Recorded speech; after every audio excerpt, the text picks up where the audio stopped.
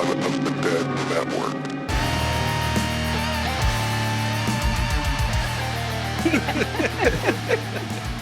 All right. You just jumped right in there. Yep. Just rip roaring, ready to go, man. You are I like so the enthusiasm. We got so much. We got so much to talk about. Oh my god. Hello and welcome to Pot of the Dead. I am your host Nicholas, and I am joined by Dustin and Natasha. How you guys doing? Good. How are you? Yeah, man. Pretty good. Not dying of heat stroke today, so that's always a plus. Yeah. Oh yeah. On today's episode, we are covering the 1997 David Lynch horror mystery noir film Lost Highway. So coming into this week, what is your history with the film or David Lynch or Bill Pullman, or like what about this film or the oeuvre of it are you familiar with in your past? I was familiar with none of it. Aside from Bill Pullman, but this is my first David Lynch movie. I just know of him as a director. He Yeah. has a style, and I got to see that style the other night. I've been into David Lynch for a while. My brother is obsessed with him. He's probably his favorite human being. So he would always make me sit down and watch movies with him. And somehow I just missed this one. So this was a first watch for me too. Yeah, so this was I'd seen this movie. So this came out in 97. It must have been 98 when I saw this film. So that would have been clocking me at somewhere around 12, 13 years old. Okay. My reasoning though for seeing this was the influence of an older cousin, Brendan. I was big into like Nine Inch Nails and all that stuff, and The Perfect Drug was like the lead single from the soundtrack from this movie. So that soundtrack was like in the zeitgeist of like my hanging outs and stuff like that. So that cover was always there, the yellow lines and Lost Highway, right? So eventually, going to like the mom and pop video store, I see the VHS of Lost Highway. And I watched it. And it was not until this viewing, which is my first viewing since then, only because like I always wanted to rewatch it and just never got around to it for some reason. It was only until this time that I realized I'd never finished it, which kind of makes sense because a 13-year-old kid growing up in a cornfield for no fucking reason throwing Lost Highway on, it's not going to make a lot of sense when the last Right. film he watched was probably Predator 2 with Danny Glover. So And you just fell asleep Yeah. because it's easy to do. I do have a theory. Maybe you got to the part with the boobs and were satisfied and left. That's 13-year-old kid. That's very possible. Patricia Arquette, topless, done and done, man. This movie's great. 10 out of 10. Siskel and Ebert can take their 2 thumbs down and shove it up their ass. Because historically, they gave this movie 2 thumbs down, which David Lynch then took that as a badge of honor and put it on the posters of it. And basically, it was like Siskel and Ebert give it 2 thumbs up. That's 2 big reasons to come see Lost Highway. That's And I was cool. like, that's punk as fuck. Yeah, that's awesome. So, this movie, came out in 1997. And we'll get into what this movie is in a second. Okay. But what would your guys's back of the box for this movie be like? So 13-year-old Nick goes, picks it up, and what would he read on the back of the movie other than the fact that he knew Nine Inch Nails, Marilyn Manson, Smashing Pumpkins, David Bowie, and Rammstein and Andrew Badalamenti were on it, the soundtrack. I gotta say, before we get into that, Dustin, I think you mentioned about the soundtrack in our Discord earlier in the week. And as I was watching the movie, I kept thinking I was watching the wrong one. Right. Because it takes so long for it to get to good music. Whoa. It started out with David Bowie there. Yeah, it starts with David Bowie, produced by Brian Eno. Yeah. Okay. So I was pumped right away, and then I was confused when the Rammstein showed up. I guess I should say music that I recognized. It took a Yes. long time Okay. for music for me to recognize. And yeah, Lou Reed had that. Yeah, cover. there you go. Yeah, That was beautiful. That is such a good fucking track too. Like when it Yeah. cuts in, but we'll talk about the soundtrack. That is Yeah. so near and dear to my heart. Like, oh my god. So All right. Okay, my back of the box. Yep.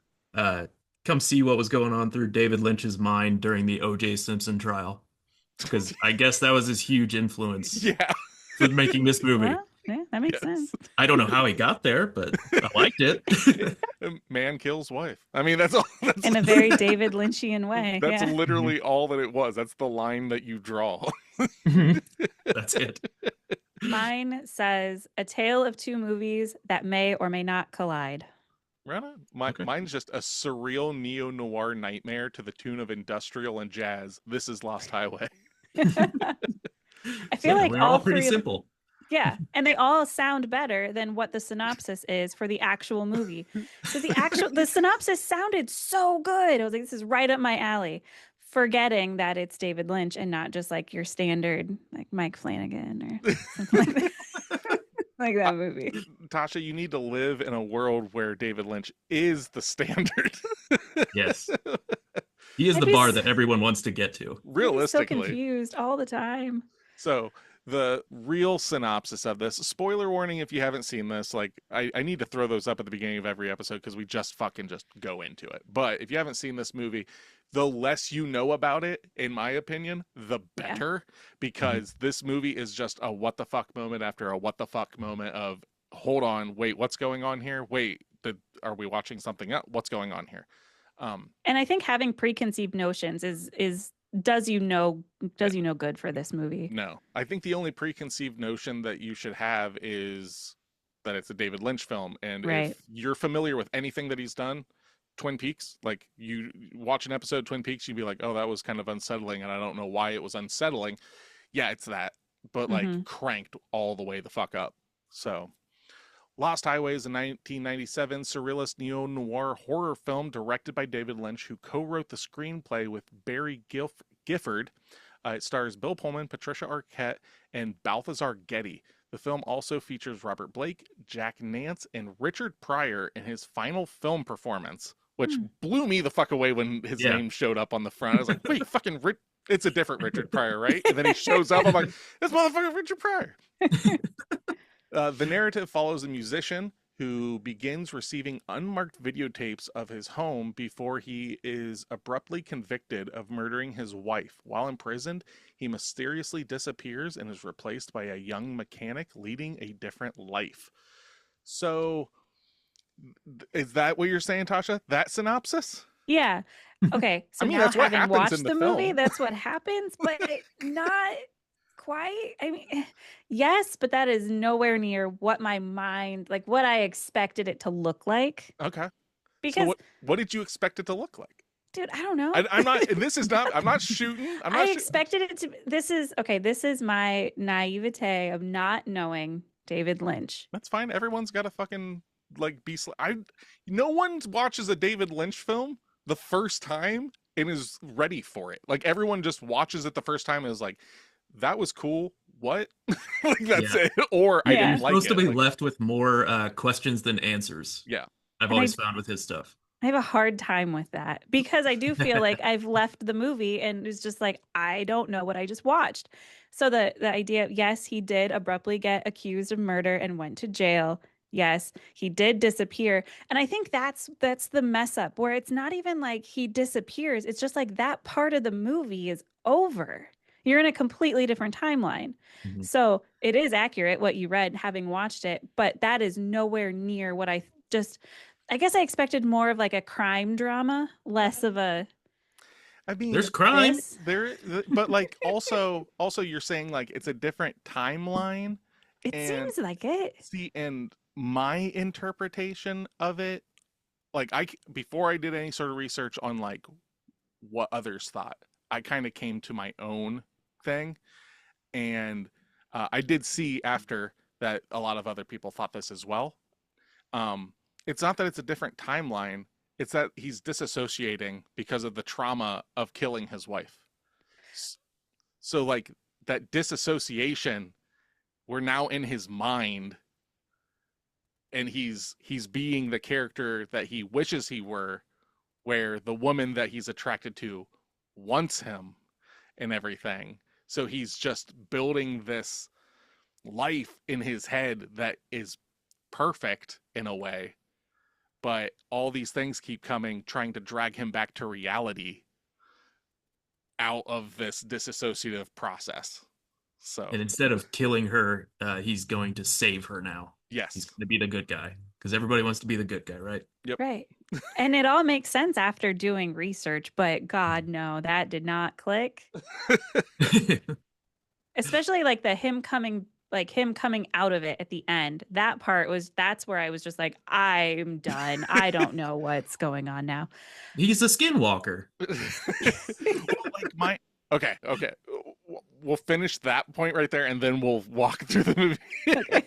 But like that it's him coming to the realization. It's not him coming out of the dissociative state, I think, as much as him coming to terms with what's going on. He's still in his head, Right. but he's now he's now taking the mask off of being Pete and coming to terms with that he is actually Fred, like that kind of thing.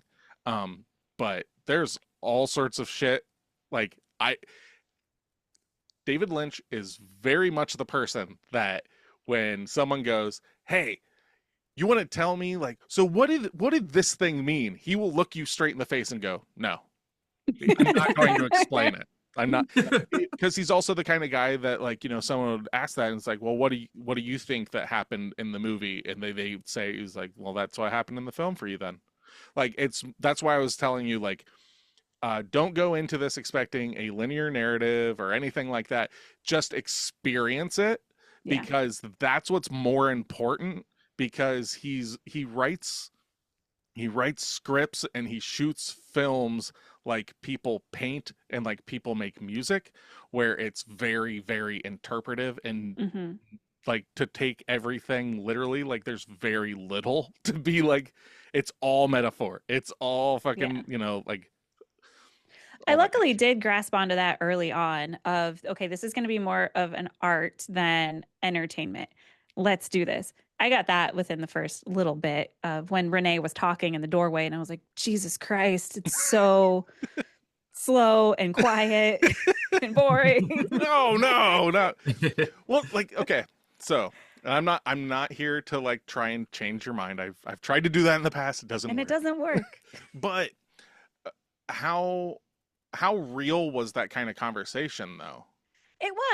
It wasn't something you said to watch it at like no distractions at night in the dark. I watched this to get the full vibe, you don't want shit running around and everything. You just want to kind of bask in it. And then I get the no distractions. The timing was not right. It's a dark film. Keep it dark. It was a 2-hour movie and I started it at 9:00. Well, that's your problem. Oh. Not ideal. Yeah. Watch it in your basement. It's very impressive that you finished. I'll give you kudos for that. Thank you. Like I said, I took a power nap in the middle. Of the movie? No. It was a dozing of, there's no way I was asleep for longer than 10 seconds because it was my head shooting forward. Okay. So, yes, we'll start from the beginning, right? The movie kicks off from the top with a fucking banger by David Bowie, produced by Brian Eno, and it is just straight up like mid-90s electronica, kind of has like a little bit of a Nine Inch Nails tinge to it and everything. It just sets the mood. That being said though, while David Lynch was shooting this film, he was always just blaring music during the scenes to, like, he shoots to music. Like this is the soundtrack of the scene. Not that the characters themselves can hear the music, but the actors can hear the music and should interpret that music into their performances. So like he was always just blasting shit like through scenes and everything to get people like in the mindset of like, it's one of like, I can understand that, where it's like, you know, like I remember being in a band and being like, I want to write songs that feel like the scene in the Neverending Story where Artax the horse dies. What So a goal, specific. man. That's perfect. But like, did you achieve it? I think so. It was very dark, depressing, like fucking blackened hardcore. Like it was rad. You left everyone sad and crying. I just wanted to write like songs, not that lyrically, like I didn't want it to be Like it could be lyrically sad, but I wanted the music audibly to be like a horse drowning in mud while a child is crying trying to pull it out.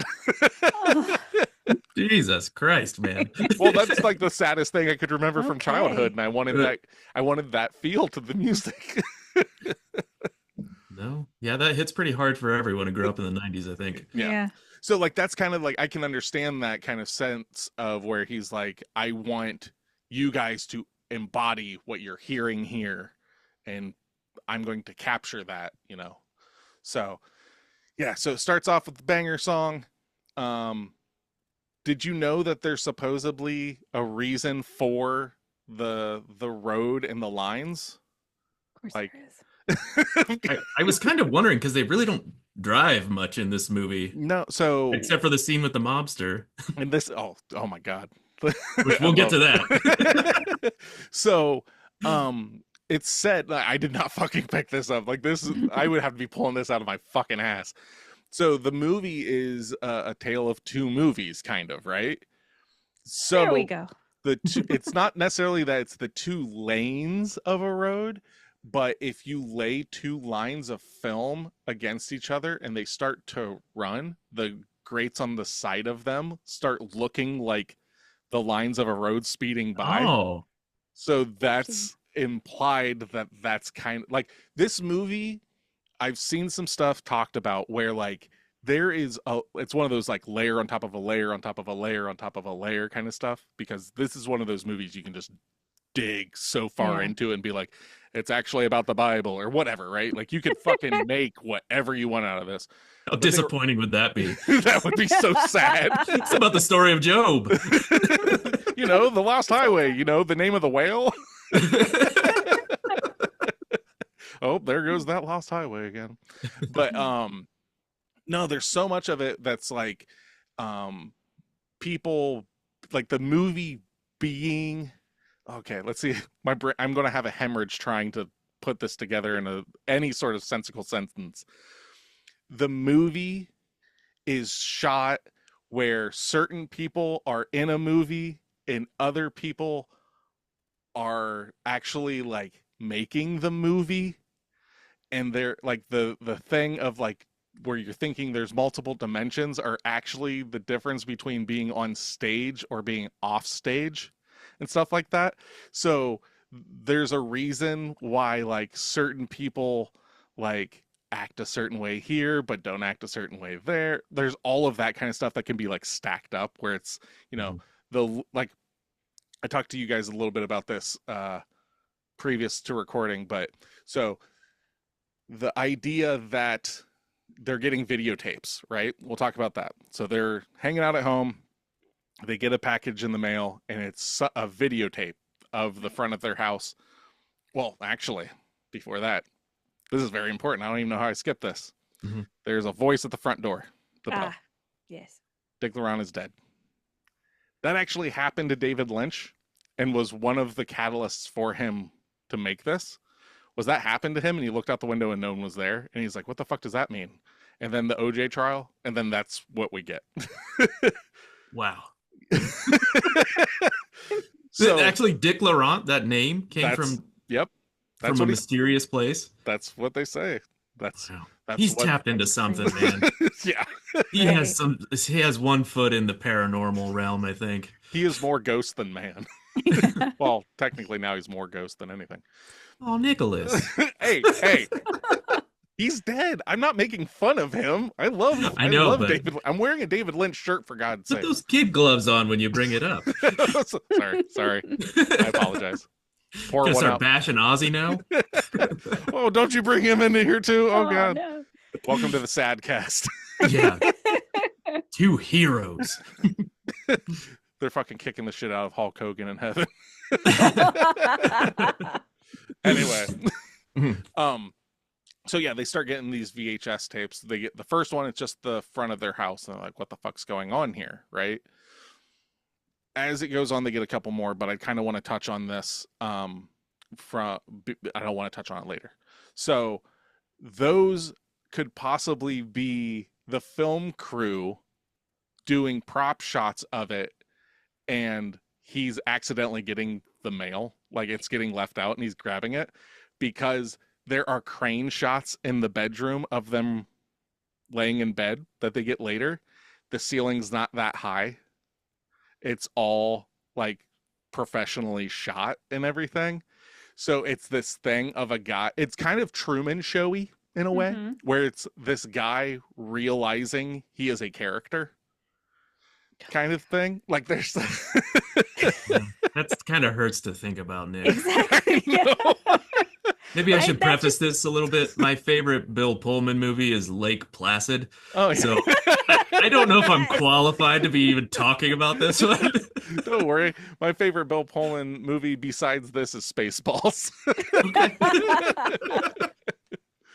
But yeah, so they get I'm just gonna pepper that stuff in because I found it interesting. Oh, please it's do. not that it's right or it's wrong. I Right. just heard that and I was just like, other people have to experience this because it made my brain bleed a little bit. It So- sounds like there are no wrong answers with No. this movie. No. Yeah, and everyone loves doing the deep dive. I personally kind of like to keep it simple. I don't like to study too much about the movie. I just like to Oh, thank God. see where my imagination takes it Oh, and yeah. leave it at that. See, I Yeah. kind of play both sides. I accept my interpretation of the film. I like to Mhm. see other people's interpretations because then I go like, no, that doesn't make sense. Ooh, I like that. That's kind Mhm. of cool. I never take it as like as gospel. I'm just like, that's fucking gnarly. Oh, okay, right on. Oh, okay, all right. Like that's just kind of how I just like to toy with it. But I will say this movie was fun to look up. There's at Oh, least that. Like I think I enjoyed that aspect of it almost as much, if not more, than watching the actual movie. So I almost watched it. I was going to watch it again yesterday before we recorded, but instead I decided to basically have a heat stroke. So- Yeah. you would rather have a heat stroke than watch No, Lost Highway. no, I again, is that wanted what to. you're I saying? mean, maybe it would have Yeah. been a better viewing. Oh, yeah. Maybe it would have gotten A to a little 10. disoriented. Yeah, I'm fucking like Watching a fever dream while in a fever dream. Yeah. hell yeah. Yeah. I went ahead and watched Mulholland Drive just because I was on a roll. Oh yeah. Oh yeah. Yeah.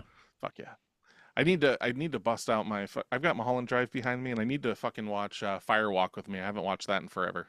So Same. all the Lynch films, I but hear they're all tied together somehow. there's like a Los Angeles. There's like a Lynchiverse kind of thing, and Oh, okay. there's like a stretch of films that are all set in Los Angeles. This is one of them that Mhm. kind of touch. Like I don't think they're as like on the nose as like the MCU or whatever, but like Yeah, there was a scene in this one where there were red curtains in the background. yes. So I immediately went to the Black Lodge and I was just like, Oh, yeah. oh, he's evil. Well, and see, and that's the thing too. So, Natasha, It's good. I'm just gonna step out for a minute. You guys can chat. red curtains Yeah. are a big thing in Twin Peaks, right? It's Okay. the set dressing of this place called the Black Lodge, right? Black Lodge. Yep. It's basically a place outside of time. It's kind of this dream world. It's in between. It's in between. That's about as Okay. good as I can explain it, right? Okay. And there's kind of a tip to the hat of that in this film, and this film kind of does that as well, where there's things that are on stage, like is the best in this universe. It's on stage, and then there is stuff that is outside of the universe, or it's happening off stage. So I guess that's the Okay. best way to look at it, where like if you think of this movie as a play or a stage production, but the camera is following what's going on the stage and behind stage and at catering and in the parking lot, that's kind of what's going on in this movie a little bit. So like Okay. there's like these things that seem like they're portals, right? Like so they get these videos and everything. They have the cops come over. Yeah. Cops are like looking in weird things, asking kind of strange questions. They were Like- the worst cops ever. We should probably set it for their alarm. Just like standing in the bedroom, so dumb. Are there That's other funny. bedrooms? Yeah. Exactly. This is where we sleep. Like all of that was just like painstakingly slow. But like at the same time, Ugh. like I it's one of those things where in my head, I guess I give it a pass because maybe I'm giving it a pass because I like David Lynch, or I give it a pass because it's like in real life, like it's not always going to be like, now what did you do over here? What did you do over here, brother? It's like it's very just like, so what's gonna be a going Hulk on? Hogan. I don't see any fucking problem. What's going on? Okay, just use your alarm, I guess, right? So, but a big red flag in this movie, and I wonder if you picked it up, was like, do you guys have a video camcorder or anything like that? It's like, I did, no, yeah. I like remembering things the way that I see them. Absolutely. I could tell Yeah. that was like a key for sure. Mhm. I heard That's it. the movie. The Yeah, I rest of got the that movie nugget. from I was that like, point forward. Yeah. Yeah. So it was like, okay, there's gonna be this we can't trust the narrator vibe going Yeah, on. So like I the got person that. telling the story is kind of insane. Yeah, Right. That's kind of it's what I got from it. the tippy top of unreliable narrator. Mhm. Yeah. like it teeters on the idea.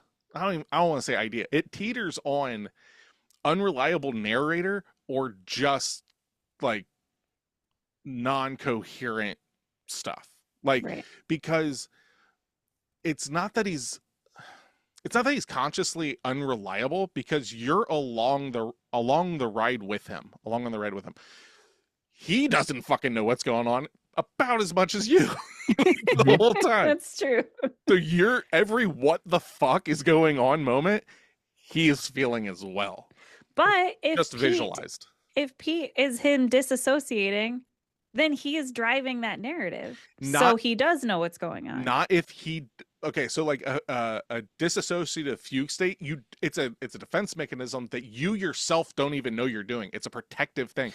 So we're talking like a dissociative identity disorder. Like we're Yes. living his alternate universe. So yes, so basically what happens, okay, so they get the cameras, all this stuff, and then he sees the last tape. There's 3 tapes. One is the front of the house, the second one is in their bedroom, and then the third one, which I'll talk to, and then we'll jump back a little bit. We're all over the place just like this movie. The third one is he sees that he killed his wife. Right? Prior to that, though, they go to a party at Andy's house at this real swanky place, and he's kind of a slime ball. Straight up just looks like a slime ball, acts That like a slime mustache. ball. That mustache is doing a lot of leg lifting. Screams. Slime ball. So this is the first time that you meet the mystery man. She asks him to go get her some drinks. He goes, he slams him because he's uncomfortable. He doesn't trust her, all this stuff. Also, let it be known and stuff. A lot of people think that this is a view through a misogynist's eyes. This movie is, because he doesn't trust women. He hates women. He wants them to be what he wants them to be. So the fact that he thinks she's doing this stuff does not mean that she has ever done any of this stuff that he is thinking she's done. She might not be cheating on him. She might not have been a porn actress. None of that. He is just paranoid, does not trust her, kills her, wishes that she was something that was what he wanted. Like basically just fulfilling himself, right? I was about ready to ask you, what evidence do you have that he hates women? And because I forgot that he just murdered her. Chops her up. Just mentioned Oh, it. right, that part. Doesn't just Yeah, stab okay, her, okay. chops her up. Forgot about that. But he Whatever. runs into the mystery man. So when we meet the mystery man, that whole, we've met before. We've met in your house, that whole thing, right? I'm at your house right now. What was your initial reaction to Robert Blake, a convicted killer of his wife later yes. on? Yeah. Shit. Yes. He became So- OJ. Yes. So this movie is about a man killing his wife based on like A influence man from killing his wife. a man killing his wife, O.J. Simpson, co-starring a man who later on goes and kills his wife. Do you think David Lynch had any? We will not say such things about David Lynch. Do not speak ill of the dead. That's my job. Not that he had a hand in it, but like, I don't know. He was in this movie. Blake was in this movie. Yeah. I wonder if it had anything to do with that.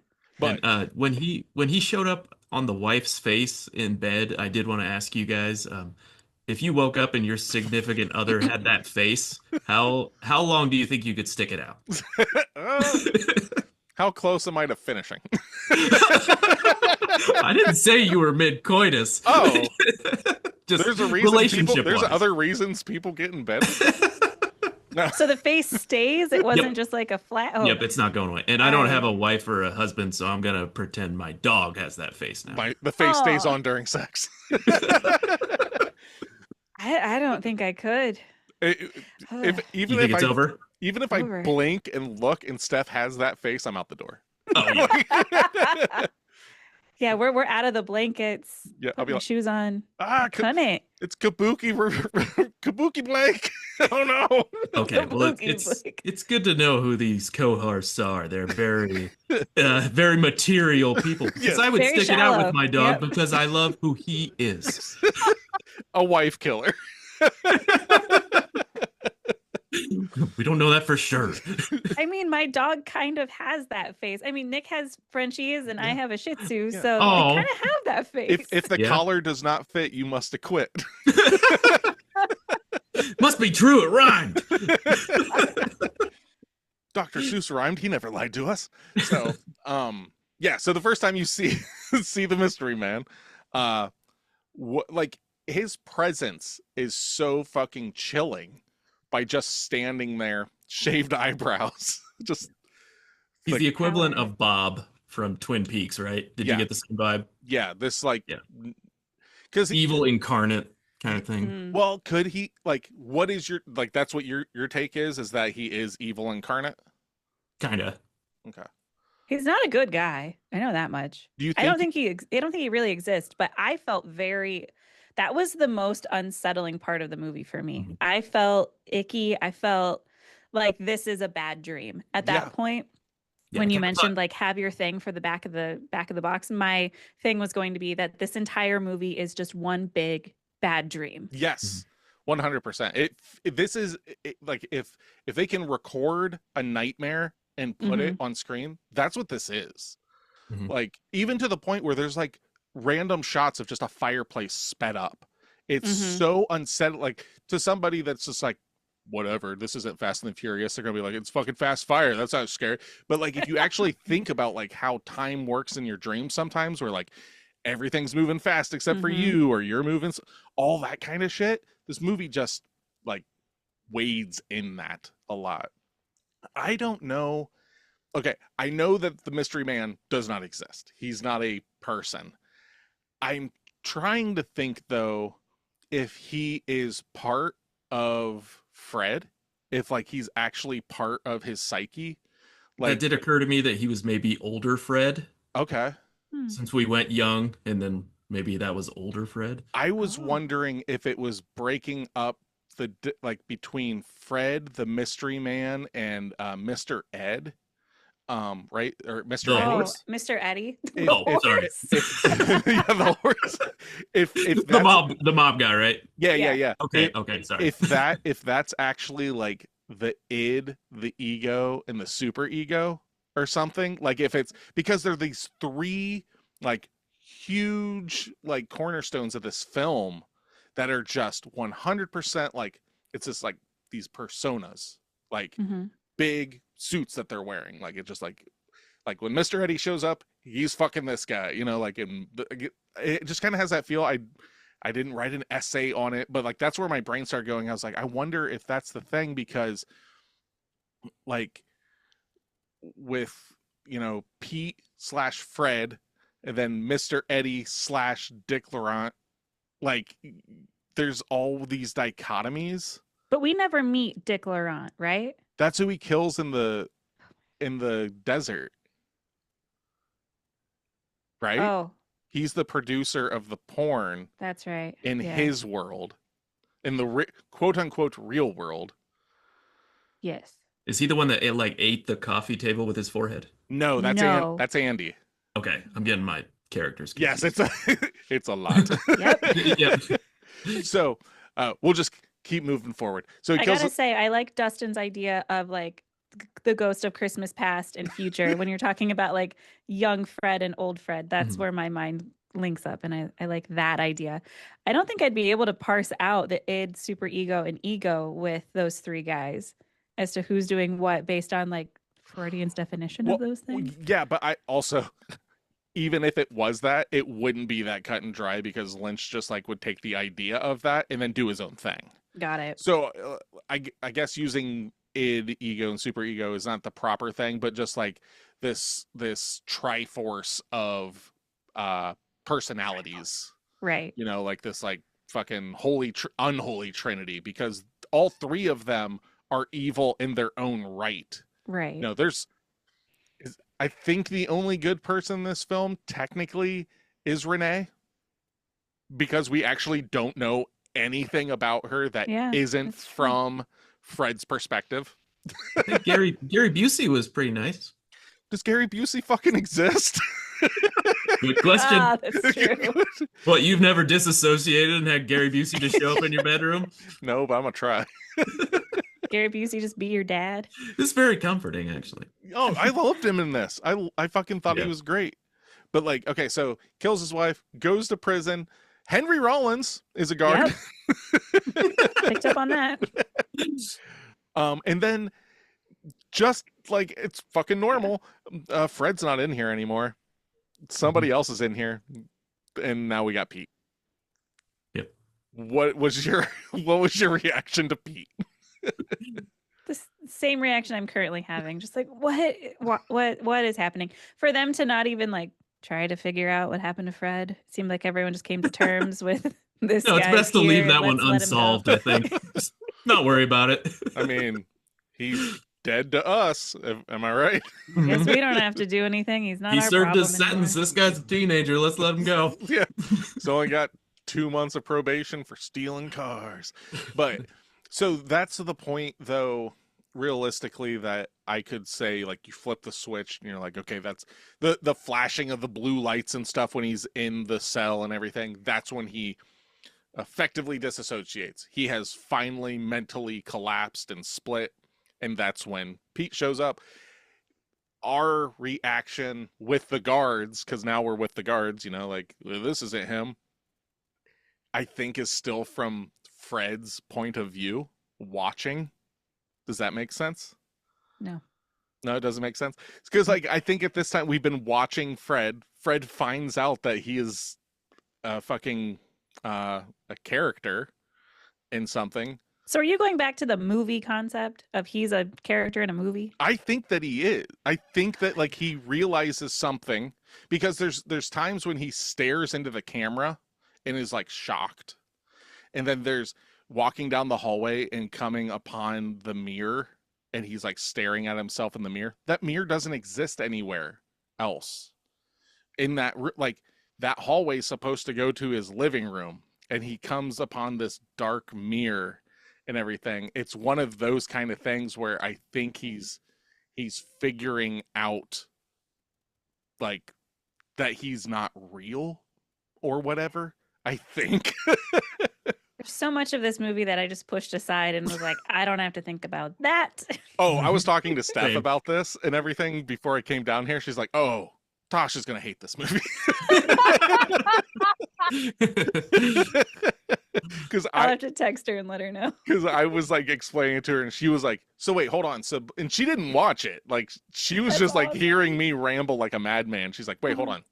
So, I mean, it could mean like, because she was talking about the mirror scene, having never watched it, and it was just like, well, you know, it could be about like, you know, there's two parts of him, and I was like, you know what, that's a good idea, but you didn't watch the movie. Like, it's like she's like, that could be good Fred, and that could be bad Fred, and it's kind of, I was like, you just need to watch the movie then. If you like, just watch it and come back with notes, and we could talk about this.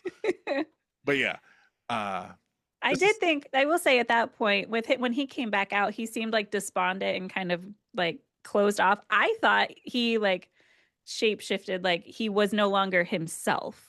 So there was some, I never once in a million years would I think that he was a character in a movie, but like I thought something happened in that hallway and he was no longer, that was no longer Fred. It was just somebody looking like Fred. But then once again, the movie kept happening and I just forgot about it. That hallway scene is my favorite scene in the movie. like when he turns down that hallway and it's just a dark corridor and he just keeps walking into it until he's completely engulfed in it.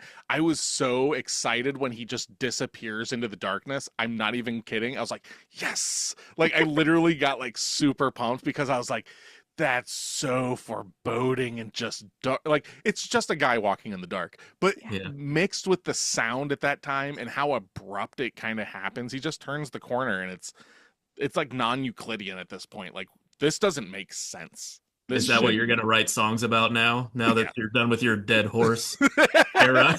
Oh, dude, I write so much non-Euclidean, like fucking Yeah. House of Leaves bullshit. But yeah, fucking, that's like, just thinking about it gives me goosebumps. I just love that shit. But yeah, so now we got Pete, and Pete's a mechanic, and he's fucking working at a garage run by Richard Pryor in his final role. This was his final role. And yeah, fucking Mr. Eddie pulls up. He's been looking for him, needs him to work on his Mercedes. And we're met, or not met by, but what's his fucking name? Mr. Eddie. He's played by god damn it. I just had it. I lost it. His name was Feech in The Sopranos, if that helps. Robert Loggia. Or however you pronounce his last name. But his voice is so familiar. Like I have heard him in a million different things. He was like in the Pink Panther films. He was also in Tim and Eric's $1 billion movie, if anybody was interested. But yeah, when he just showed up, I was just like, oh my God, right on. And he just encapsulates that fucking like made man. Right. Mm-hmm. Just shows But he's up. kind of like if there was a Muppet Mafia, Yeah. because he's so cartoony in the way he acts and his voice. Yeah. So he actually it's playing right behind us right now. He picks up Pete and is like, hey, why don't you go on a ride with me? Think my car's not sounding right, you know. So they go around and everything, and you know, Pete does his little wrenching and stuff. And then they go driving, and he starts getting tailgated by a white, it looks like a Pontiac of some sort. Dustin, would you like to explain to us what happens in this scene? Because I believe that you were really excited about this scene. Yeah, I love this one. This totally reminded me of him in The Sopranos, just completely losing his shit and getting violent on someone. The way the guy screamed that was tailgating was amazing. I hope I sound that pussified if I'm ever getting beat up. But yeah, he's getting tailgated, so he takes great offense to this. The mobster kind of wrecks the car that was tailgating him, gets out and beats the Christ out of him, and then he starts throwing a bunch of driving stats at him. You know, 50,000 people were killed on the highways last year. Do you know how long it takes to stop going 35 miles an hour, 100 and something feet? All the while just kicking the shit out of him, Yeah. pistol whipping him. The most eloquent beatdown I've ever seen. Yeah. It's really funny because so David Lynch made Wild at Heart, right? And then Wild at Heart got like aped a lot. A lot of people like stole from that. And a lot of people think that like Quentin Tarantino stole a lot from Wild at Heart when writing the scripts for like Natural Born Killers and stuff like that. And it's really funny that this movie comes out after those films, and they like people think that like David Lynch basically wrote some of this stuff as like kind of a clap back in a way to being ripped off. So it was kind of funny because I watched that scene and it happens. I'm like, this feels like a Tarantino scene all of a sudden. It feels so much like, get out of here, and fucking just all this fucking dialogue smashed into like 2 seconds and just all this stuff. Oh, Then, so like- so people tailgating would be like other directors kind of riding his coattails. Yes. Oh, Like I that's like what that. some people think, because Robert Loggia was in some of those films that were supposedly like Patricia Arquette. Like there's a lot of weird casting that, like, if that is true, that he was like, fine, then I'll fucking, like, it's not that he made a whole film to say fuck you to directors and writers and stuff, but it is very interesting that those like line up in that way. And when this scene behind me is happening, I was like, this is so abrupt. This feels like it's out of fucking like Reservoir Dogs or some shit, or Goodfellas, right? Yeah, it's so stark. And then it just goes back to it's so fucking, and like Pete's reaction to the whole thing is all of our reaction to it while it's happening. It's like, what the fuck happened? Well, just like our first meeting with Mr. Eddie in the car it seems so abrupt until later in the film. Just sits in the car, pulls out a VHS tape, is like, pornos? Right. Get your dick hard? He's like, nah, I'm good. Like, all right. To each their own. Throws it back in. It's like, what? And it's never mentioned again. Technically, you find out that he's basically, we think, whether it's true or not, he's a porn producer that possibly was the boss or whatever of Renee / Alice. Whether that ever actually happened, we don't know. Right. So as Pete's hanging out with Mr. Eddie and stuff, he says he's going to have his other car dropped off. And that's when we meet Alice, who is just blonde Patricia Arquette now. So previously she was brunette and named Renee. Now she's blonde and it's Alice. And what is your brain doing at this point, Natasha? I was very confused. Let's be honest. That's, just trying. I was like, okay, is it a twin? Is it her sister? Not feeling that it was the same person until much, much, much, much, much later in the movie. At this point, after everything had switched over, I had almost just succumbed to not trying. There you go. That's proper. And they showed a picture of them kind of alluding to them actually being twins because they were both in the photo. Yeah, that got me real confused too. But then you see the photo again at the end, and it's just one. Right. So I'm trying to think, when we see it with the two, I think it's Pete seeing the photo. Therefore, it's Fred seeing the photo. When the detectives see it, it's just Alice. Okay, yeah.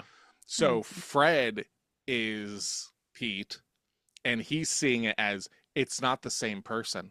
She is different. This isn't Fred's wife, Renee. Right. This is Pete's girlfriend, Alice. They just know each other. These are just coincidences. Right. He's just lying to himself consistently. And then once you get outside perspective, the detectives and stuff, it's like, no, that's her. Like, so, but at the same time, is it her though? Because they're investigating Renee's murder. So it can be believed then with that Alice / Renee, her name's Renee, was a porn actress previously, just because the detectives saw that photo, right? Because that is a second opinion. Yeah, I guess. I'm kind of confused because they also made a comment when he went into the hotel with her, and she's supposed to be dead, but then they know that he's in a hotel room getting laid with her. The whole thing is very confusing. Those detectives though are only in the Pete story, right? Yeah. What I'm talking about are the Fred detectives see the picture. But because they're essentially the same. No, it's the same actors, right? Like they're the same detectives. No, there's 4 detectives. Oh, because Jesus. at that very time, all 4 detectives are there. Okay. And they see the photo. So I'm not even trying to make every. So Fred detectives meet Pete detectives. They all exist. Yeah. Now that's even extra confusing if they all exist in some plane, Yes. but Pete Lake technically Placid, there was an alligator. Easy as that. Betty all you White was gotta there. know. Uh-huh. I got killer laughs. I went home. So I guess the best way that I can kind of make sense of it, and it doesn't make sense narratively. This does not make sense as a movie. No. But think of it this way, right? So you got the Pete movie. It's on this stage over here. Okay. The Fred movie's on this stage over here. But their stages touch because they're two. It's like if Dustin and I were writing the same movie but without talking to each other. We're given the bullet points of like, this is what we want to happen. So we write it. And then you're directing the two movies at the same time while they're touching. Jesus. And both those movies meet at the scene where Andy is dead. We both wrote that scene. So Got both it. of our sets of directors show up. This is a Venn diagram of movies. Correct. That's that scene. And we figured it I out. think that's the only way, like, and that just kind of came to me. That's the only way shit like that makes sense because But if you, that only makes sense in the movie concept of this movie. Yeah. This movie is a movie within a movie. It doesn't make sense with it actually explains a lot though that it just doesn't make sense otherwise. For me, right. like so like the idea that the Lost Highway Hotel is technically the backstage or the building where the movie is being made, not the stage, but the rest of the thing, right? Because there are different times, like when they kill Andy, right? And he goes to go upstairs, and for some reason he's in the hallway of the hotel, and it doesn't fucking make sense. It's because the stage that the Andy scene is happening in, there is no upstairs. There's no reason for them to go upstairs. But Pete's character, Pete, the person playing Pete, is freaking the fuck out and exits the scene and ends up backstage, aka the Lost Highway Hotel. Or if we're looking at it from the dissociation concept, his subconscious just hasn't filled in any of that stuff. So that's just a stand-in of all of this happened, and then there's this space. Again, who knows? There's nothing right. It's those kind of threads though that make it interesting.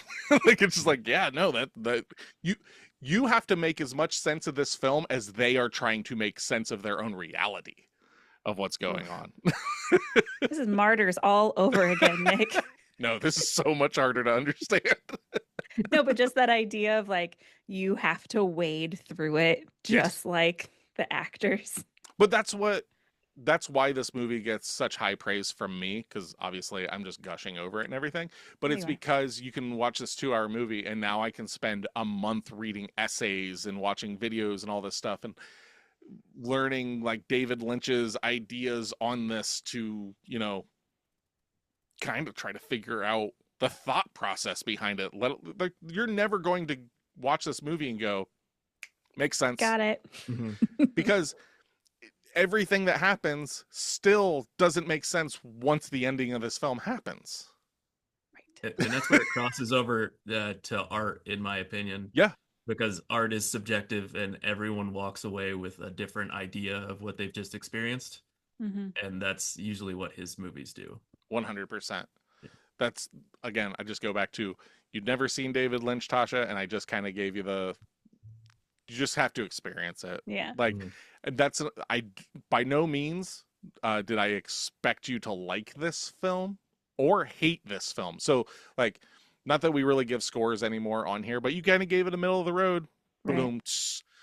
Fucking, yeah. Dustin disapproves. I think last time I did that, he called me a whore. Yes, correct. But, and that's fair. Like, not like, if art is meant to be loved by everybody, then it's not art, it's a product. Right. Like, if you're pissing people off and people are loving it at the same time, then you obviously have something to say. So that's what's really interesting, that like Roger Ebert and Siskel and Ebert, whatever their fucking names are, we're just like 2 thumbs down. It's like, yeah, but I'm pretty sure you probably gave like Top Gun like 2 thumbs up. So get the fuck out of here. But so this is something that kind of want to touch on the nudity in this movie, right? So Patricia Arquette is naked a lot in this movie, right? In a 2019 episode of Actors on Actors, which is a PBS series, she recalled doing the nude scenes in this film, and she admitted that she chose to play characters more sexually confident than herself, including performing nude and sex scenes. Arquette added, I'm completely opposite in my personal life. I was born really modest. I don't want anyone to see me naked. When it comes time to film, she made sure only necessary crew members were on set. And then she said, maybe this is inappropriate. Maybe I could get sued for this, but I told everyone I'm going to take off my robe. If I turn around and I see you and I know you don't need to be on this set, I'm going to punch you in the face. All of a sudden, about 40 people went scattering into the desert. Nice. I mean, boundaries. Goddamn right. She told him, just Yeah. don't be around. Yeah. So, yeah, Pete gets with Alice. They're having a fling behind Mr. Eddie's back. They need to run away together to be loved, you know, and they're going to kill Andy to get some money and run off. Marilyn Manson's going to fuck her. And He just popped up out of nowhere. Yeah, he's up there doing his thing. He fucks her so hard he passes out, I think, at one point. I mean, we've all been there. Oh, yeah. We've all been dope sick having sex on a porno. I mean, right? But No. it was the 90s, guys. It was the 90s. That's my excuse for everything. Where were you yesterday, Nick? It was the 90s. It was on the moon. With Steve. Eddie Izzard throwback right there. Yep. Fucking where'd my brain go? Okay, so yeah, they kill Andy, they go to run off and everything, and then we're out in the desert. So in the desert now we're dealing with the shack, right? The Yeah. shack is She knows a guy. Yep, it's the fence. This is we're gonna sell the stuff to, right? Right. So what is the shack? Because we see it before then, right? Mhm. We see it blow up in reverse and everything, Right. but it has Kind of like a nexus, okay. like a connecting point, because he becomes Bill Pullman again, right?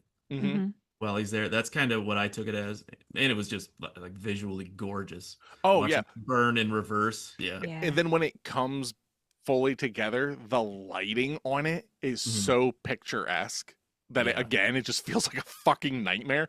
And it's Mhm. simply just a shack in the desert with a fucking light over the door. Yeah. Nothing more. It's not like fucking like Satan, like, "Woo-ah, welcome Yeah. to my dojo." It's nothing like that. Nope. Simple and creepy as hell. Yeah. Yeah, he's very good at stuff like that. Hmm. So talking about like him turning into Bill Pullman again, turning into Fred.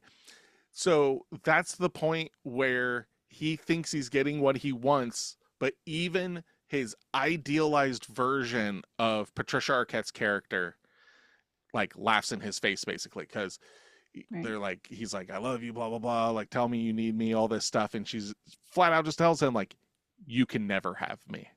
Like even at the best, Mhm. he knows that he is wrong, like that he can't. And that's when the mask finally comes off, not physically in the real world because he's still in his brain, but in his head he's given up the facade, is kind of how I see it. And they kill Dick, Mr. Eddie, Mhm. because he thinks that he was a porn director. I think we're pretty right on with that and everything. And then he drives off into the night and gets electrocuted because that's him in the electric chair, because that's what he was Right. on death row for. So he disassociates all the way to the fucking electric chair. Yeah, I caught that. Oh, you didn't catch that? No. I thought he was freaking out and turning into someone else. Well, he's like smoking and like his That skin's- absolutely makes sense though. Yeah. Oh, yeah. Yeah. I only got that based off of analysis after Oh. after watching it. Okay. Yeah. Because I Well- thought he was just going mad. My Uh-huh. initial, like the first like second of it, because it happens for a bit. The Mhm. first second of it, I was like, "What the fuck?" And I was like, knowing how Lynch works and stuff, I was like, "Oh, I think he's in the chair." And then it ended, and I was like, "The movie ended because Fred's dead." Okay, that makes sense to me. Whether that is what happens there or not, that's what I gathered from it, because we You're know probably that he's right. on death row. He's going to the electric chair. I think they even specifically say the electric chair. Hmm. And then that's how it ends. That's what I think. Yeah, So, and that all tracks. I'm really surprised I didn't get that. It's hard to learn how dumb you are like live like this. You get used to it. Okay. You're right there with me. Okay. Yeah. Oh, yeah. so musically and stuff in this film, I know, Tasha, you were like, when's the good music gonna happen? Right? A lot of the Angelo Badalamenti, sorry, a contributor to a lot of Lynch work. He did the soundtrack for Twin Peaks. He's done a lot of like jazzy kind of loungy music for him and everything. When we get to the Bill Pullman scene of him playing the saxophone, that is an Angelo Badalamenti track. I believe it's him. Bill Pullman, though, however, never played saxophone in his life, took lessons and everything, and learned that and played that for the movie. That's impressive. That's, like it or Wow. not, to actually do that is infuriating. Like, That does as not look like an easy instrument No. to just pick up. No, especially doing the like those fucking like Right. real forced kind of thing. Like, that shit's crazy. But yeah, and then the rest of the music, you got I by the Smashing Pumpkins while they're at like the bowling alley or whatever, and that shit kicks in. You're just like, yes, please. That made me happy. You've got I Put a Spell on You, Yep. cover by Manson. Those are my top 3. I only said 2. The saxophone scene? That No, was the- no. I thought you mentioned the perfect drug again. Oh, okay. My mind does the perfect drug show up in the movie? Yeah. Is that the scene where she's undressing slowly in front of Mr. Eddie? Is that what's playing then? Oh, No. at gunpoint. Yeah, that was No. Yeah, at gunpoint. I don't- Or is that I Put a Spell on You? I think that's I Put a Spell on You. And then there's another Marilyn Manson song that plays. Let me see here. I've got the Spotify up. Where is it? Apple of Sodom is the other one. That's when Pete is in the bedroom and he's getting his headache, and it like cuts up to like the light, and there's like the moths and stuff kicking around. It's all like shaky and nightmare fuel and stuff. I know that one's playing, and I think it's I Put a Spell on You. I don't remember the song playing at all in the movie, which According I to was this, it's during the car chase scene with Mr. Eddie and the guy tailgating. Oh, okay. They must have just been like the drum track or something. I'm gonna have to watch it again. Or you're just so enthralled with what Mr. Eddie's doing. I do remember hearing it. Okay. Yeah, I But must yeah. have just been like fucking locked in and just like not fucking giving a shit, because I remember the film ending and I was like, oh, it must be the outro theme, and then it's not the outro theme. I'm like, so the only single from this album is not in the movie. It's the drum solo. Okay. Yeah.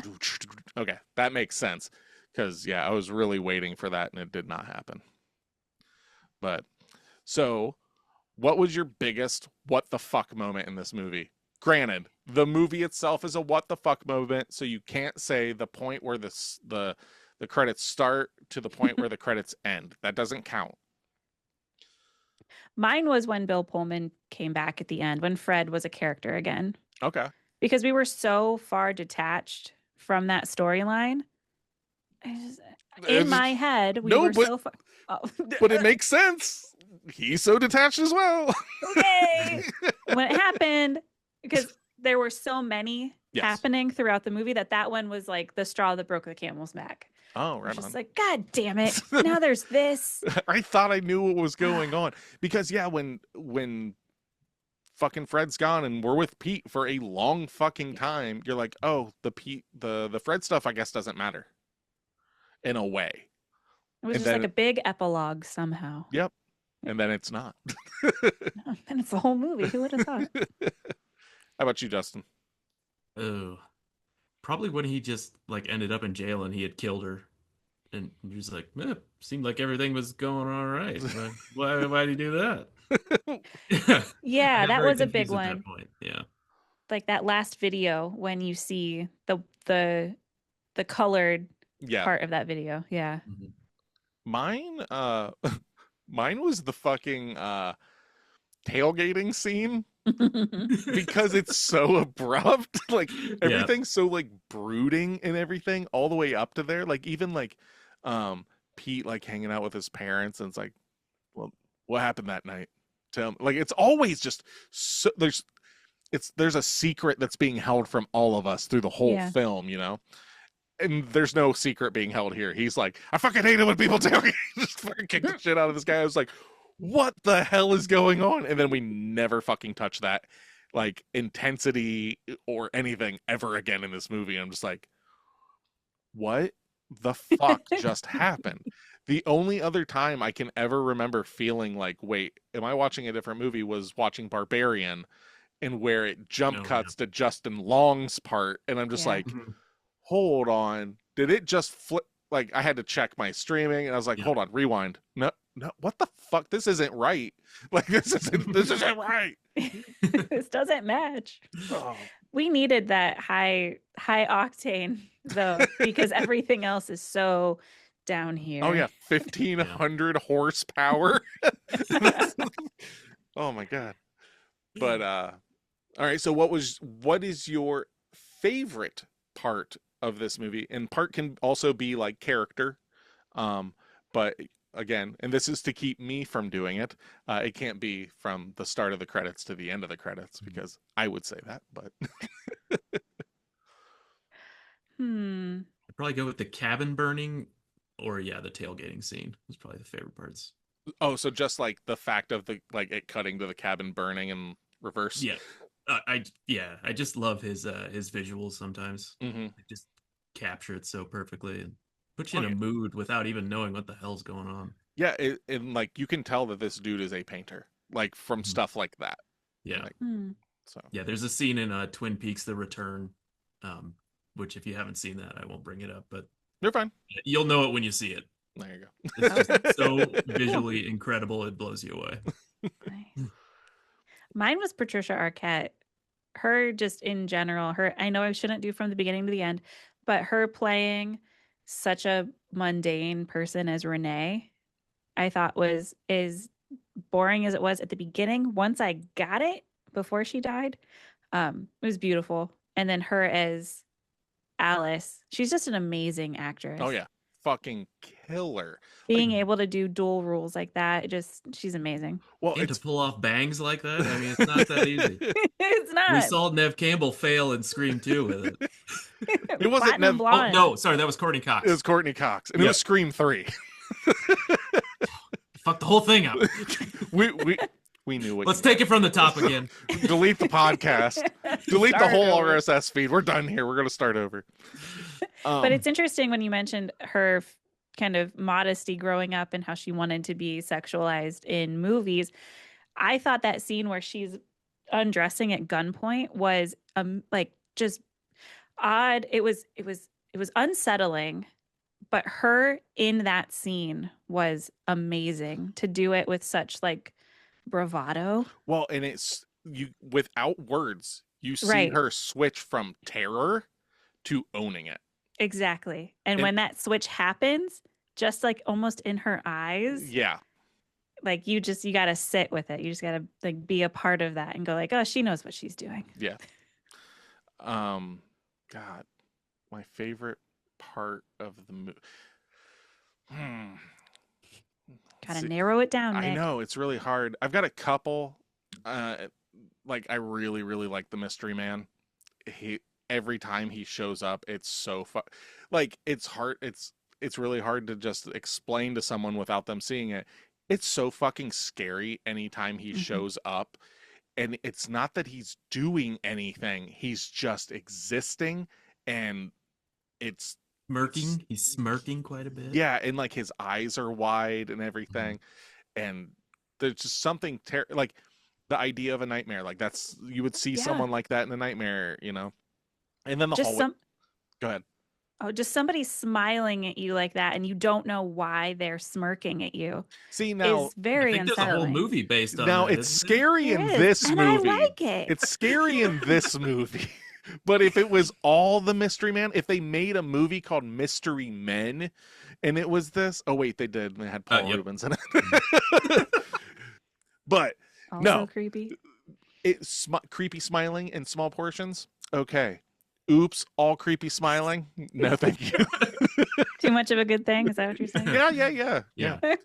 But that and the hallway, like those are like I would have to say my two favorite parts. And the reason that they're my two favorite parts is because they perfectly encapsulate what I expected out of this film, which is a fucking nightmare. Like that, like it's that shit that you can't describe, you can just feel. And that's what I wanted out of this. It helps that it's also a noir film, and I love that shit. Like when Alice is like talking to him on the phone with just the strip of light across her eyes or across her mouth. I think he's on to us. I drink that shit up all day. I fucking love that shit, like that old like detective noir. Yeah. And then she came in and she was a tall glass of milk, like that kind of shit. I'm like, yes, give me the cigarette smoke, pulpy kind of stuff all day. Like I love it. So, do you think the movie is scary at all? No. You don't think it's scary at all? No. It's uncomfortable, but I wouldn't say scary. I wasn't scared throughout it. I was unsettled. Okay. Would you like when the face showed up on the lady? Yeah, when the Mystery Man's face showed up on her. Yeah, that scared me a little bit. So with things like that happening so quickly, I can't like process it for it to be scary because it happens and then it's over and it's just confusion. And that confusion leads to like this off-kilter feeling. Can you explain to me, Tasha, the difference for you of uncomfortable and scared in a film? Like sense that is tough. Because I get what you're saying, but the fact that you're like they are different things, I'm like I being like if something makes me uncomfortable, I like would just umbrella that and be like, yeah, I guess you're that inherently scared. I guess that's me being scared. Okay. But like if you actually have a hard line that's different, I'm actually kind of interested to see what that is. Yeah, I would have to say that's a very good question. If you're looking at that kind of like on a spectrum, I would say being uncomfortable and being unsettled is less intense than being scared. Where being scared is higher on like the emotion chart, I guess you will. But this movie as a whole, like the entire vibe of it is unsettling. Or there can be scenes in movies that are unsettling where you're just unsure, the music could be tense and it's creating this like this tension in your body, but it's not so much that I'm like curled up and like ready to jump. Yeah, so how I'm reading what you're saying is there's a thermometer. Yeah. And the boiling point is scared. Yeah. Because it's all based on anxiety. Yes. So if it's under the boiling point, that's what is I'm unsettled, I'm nervous. Yeah, not quite ready to jump. And that would be the boiling point. There is nothing in this there's nothing going on in this film that would have gotten you to go like fuck with what it was doing. No. Okay. And that's what you draw the line on. If it built enough tension to make me do that, therefore it would be scary. Right. So if we're going back to as silly as it is, going back to the smile reference, watching that because the smile was so like in your face, it was so consistent. For me, at least, that face and it happening among like different people or multiple times to the intensity that it did, that was enough for me to be scared by it because it got past the point of unsettled. It got past the point of unsettled to where I was ready for something else to happen. I got you. That makes sense. Yeah. Yeah, because like I don't I don't really get scared, like legitimately like scared in movies. 9 times out of 10, if something like you're saying, like if it's enough to make me jump, then it's scary. 9 times out of 10, if I jump in a film, it's just because it's fucking loud. Yeah. So I don't quantify that as being a scary thing for me. Hmm. So like mine is just like my brain looks at this and goes like, I have had fucking nightmares like this, therefore it is scary. So Yeah. that's why like that I'm always interested in like terminology, because we can use the same words but mean Hmm. wildly different things. Right. Like I wish I could think of the last movie that like I yelled at or like got like scared. And I know Smile, Oculus, like those movies scared me. The first time I watched Paranormal Activity, it scared me.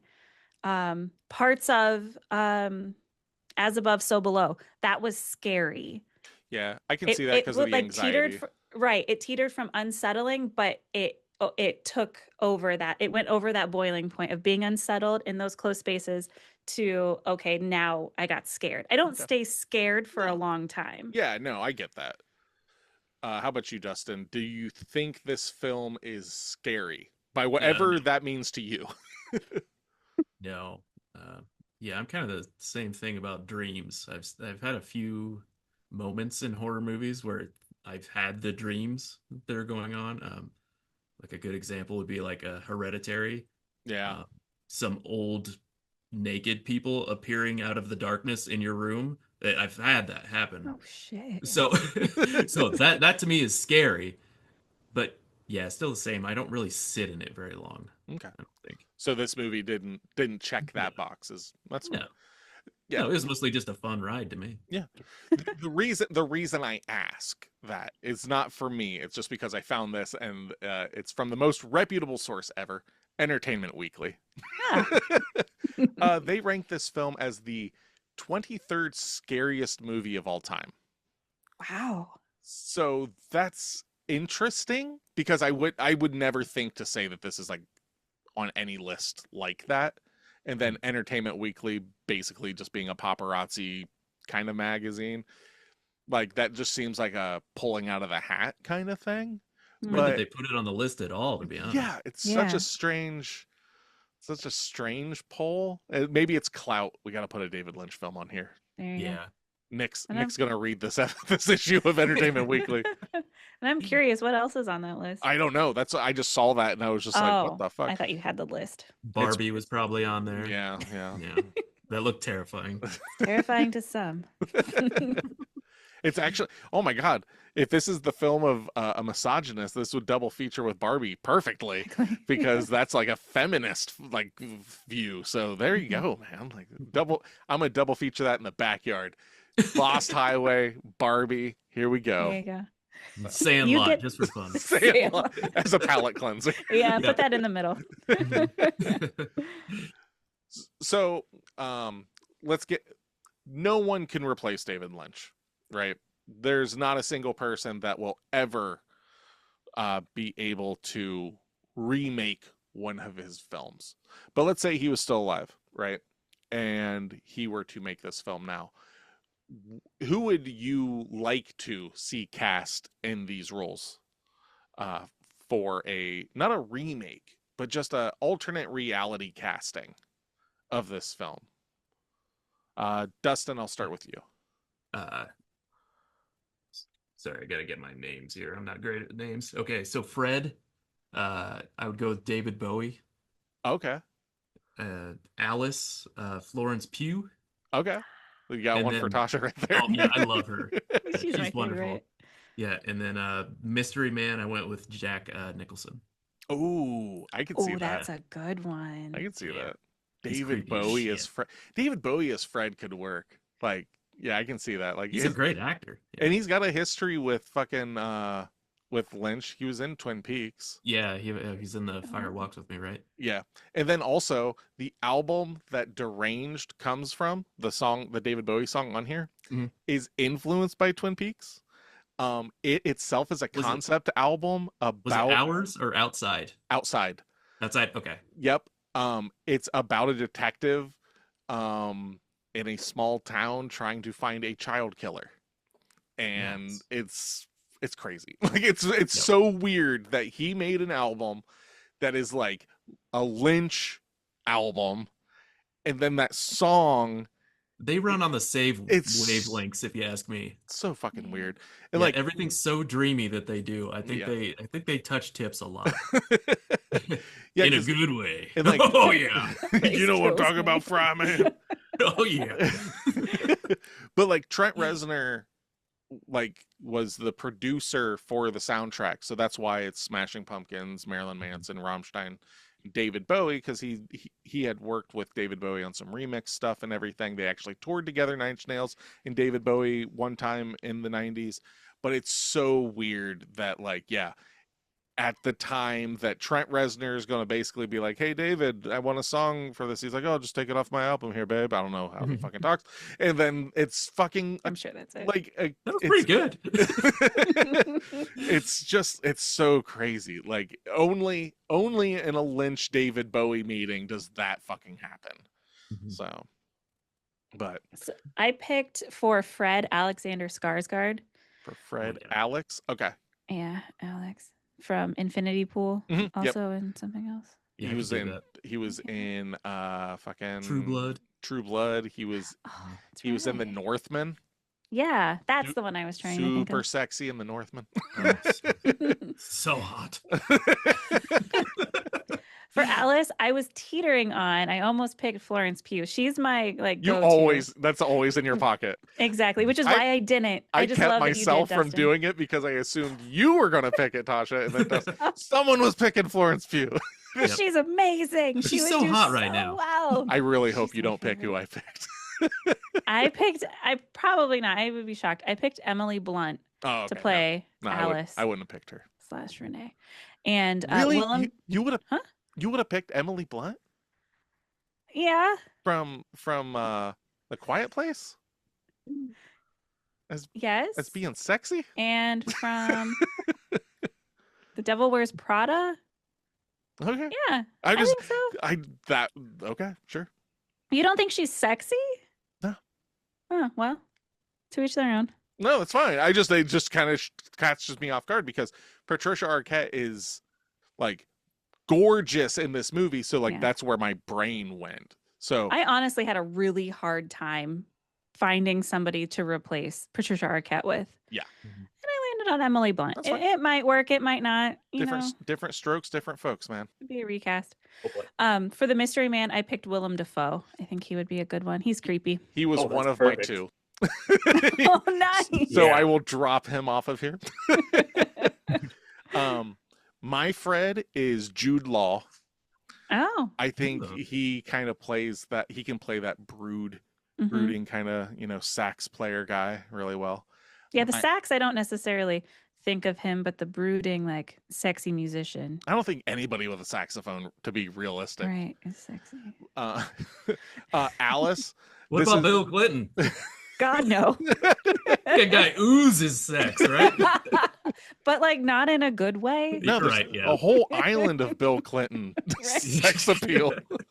He's oozing, but he shouldn't be. My Alice is the one that I thought you were going to take, considering Dustin took yours. Are you gonna take the other one? Sydney Sweeney. Oh, no. Oh. For the same reason, she's so hot right now, and she's like that. So like That's that's a good one. that's where my brain went. I was like, oh, because she can play both sides of that coin and everything, and like that makes sense to me. And then so I had a funny haha mystery man one, and then Willem Dafoe. But since you took Willem Dafoe as my mystery man, I have to play my haha one, and let's put Andy Dick in as the mystery man. That completely changes the tone. Yeah. I He was doesn't have actually to say thinking much, Norm he's just- MacDonald for a little bit. Yeah, he's just creepy. Like he literally is just creepy. So he just Uh-huh. shows up and is creepy. I'm in your house right now. Well, where's Conan then? So yeah. So I'm totally gonna watch this again. Dustin, you gonna watch it again? Oh yeah, definitely. Yeah. Tasha? I want to recast Alice. Oh, who you recasting Alice as? Margot Robbie. Okay, yeah, there you go. Yeah, I like Yep. that. I feel better about that now. Yeah, smoke show. Yeah. Like that's the Yeah. thing. It's not because, like a misogynistic male I mean, kind of, because It the movie definitely is, Nick. the- That's the all movie- you're talking about. Well, no. This is what I'm saying. Not because I personally want it to be a sexy person. It's because that is 100% what the point of the character is to be, is that, like, because the movie is 100% meant to be male gaze. Like when we were saying, like, the misogynist, all this stuff, it's meant to be this blonde bombshell, like, vixen kind of person. And if you brought Rosie O'Donnell in, it might not work as well. Disagree. I don't know why she was the first one that came to mind. And here I am going off of personality and chops. Nope. Who's that person from SNL? Imagine like Rachel Dratch. Oh God. You know her? I Yeah. love that woman. Is she the one that played Debbie Downer? Yeah. Yes. Yeah. And one of the lovers. Yes. I just watched a clip of her on a podcast and she was talking about how she's just letting her face melt off of her body down to her shoulders because she doesn't want to get any work done. Nice. Goddamn right. That just age. Just She's let the it happen. best. Yeah. So, I guess my last question, realistically, it's kind of makes no sense to ask Dustin this one, but I'll do it anyway. This goes to the class. So you gonna watch any more David Lynch stuff, guys? Yeah, absolutely. I'm already wanting to watch The Return again. And I just watched it in last winter. There you go. I've just been trying to let a little time pass so it's not That's too a lot. fresh. Yeah. Yeah. I probably will at one point in time. If you put another one on for the podcast, I'll do it. I feel like I need a reason to watch the This David is Lynch movie. this is probably off the top of my head. This is probably the only Lynch that we'll cover because this is his, in my opinion, his most horror movie. Got it. Would you agree, Dustin, from what you've seen? Yeah. I definitely not the best intro to him. Yeah. I'd say there's more accessible ones, like probably Wild at Heart and Blue Velvet would maybe be the Yeah, easiest ones to walk into. Blue Okay. Velvet, definitely. I mean, the obvious choice is, I mean, it's going to take you a lot longer to watch, but just watch Twin Twin Peaks. That's the top. Yeah. Yeah. That's as good as it gets. But this movie was co-written by the guy that wrote the book that Wild at Heart was based on. Yep. So I know that you like Wild at Heart. Yep. Very So much so. there's a little bit here. Nice. So, but yeah, I'm always like in for just different movies, and this is fucking different. Yeah. Like there's just like you mentioned in the chat. I'm not going to name drop the movie or anything, but you name dropped in our private chat and everything about possibly covering a Darren Aronofsky film. Oh yeah. And that dude, that's his own thing. That is Aronofsky. Like you Yeah. watch that and that's that guy. Like it's Yeah. kind of like that. He's got a look. Yeah. And I appreciate Aronofsky's look. Yeah. So, all right. Since we're talking about Darren Aronofsky, I think it's time for us to call it quits for the evening. So, All right. for Wrap it Pot up. of the Dead, I am Nicholas. I'm Dustin. And I am Natasha. Come back and listen to us, or else.